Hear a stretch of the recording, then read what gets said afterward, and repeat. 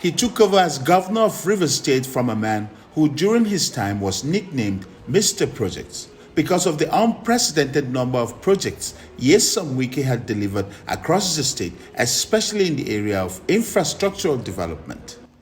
Many had thought it was going to be difficult for Governor Fubara to fill the big shoes he had inherited. But he has quietly and competently stepped into the shoes and is running the state in a manner many have described as steady, prudent, and efficient, even in the face of deliberate attempts to cripple his government. We don't make noise. It's only empty drum that make noise. One of the first projects he immediately embarked upon is a 200 billion naira, 51.1 kilometer dual carriage Port Harcourt ring road that has been described as the biggest single project in the history of the state or by any other state government in the country.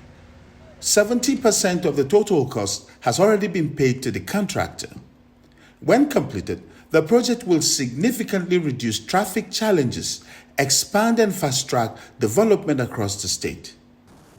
In the last 10 months, Governor Fubara has implemented many projects and initiatives aimed at empowering and improving the lives of the people. Sectors like health, agriculture, and education are now receiving the much attention they deserve.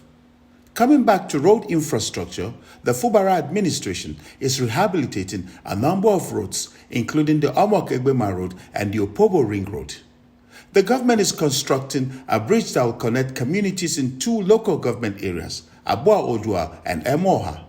The harvest of projects was boosted last week with the approval and award of a mega project, the Elele to Omok Dual Carriage Road, to be constructed at a cost of 80.8 billion naira. We're executing this project with savings that we've been doing in our IGR. We paid 50% upfront, which is over 40 billion today because of the issue of exchange rates. So we had to adjust it and seek ESCO approval. And the balance with what we have done, with the prudency of this administration, we will clear it without borrowing one kobo. Governor Fubara says he will do everything to meet the yearnings of the people. To achieve this goal, the governor says his administration will carry the people along in his development plan. We will continue to consult. We will not act as dictators. We will act as people who knows that one day we will leave. And when we leave, the way we have acted will speak for us. We will not force people to talk good about us. Our legacy will be a signature for our life. For development to be sustained, Governor Fubara is calling on the people to set aside their differences and unite to build a better and prosperous River State.